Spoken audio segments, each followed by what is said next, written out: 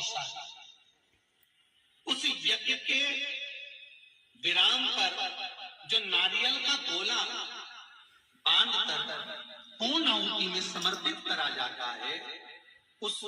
गोले के जल जाने के बाद जो राख तैयार होती है, उसका कालापन जो तैयार होता है, उसको उठाकर ले आए और कपड़े में उसको छान कर राख तैयार कर 3-4 बार छानने के बाद उस भस्म को जो शिवरात्रि के दिन रात के समय 12 बजे से 1 बजे के बीच में शिव जी को समर्पित कर देता है और उस भस्म को उठाकर उसमें घी मिलाकर मस्तक पर तिलक लगाकर चले जाता है, वो जिंदगी में कभी हार नहीं सकता, विजय ही पाता है, उसकी कभी हार नहीं हो सकता।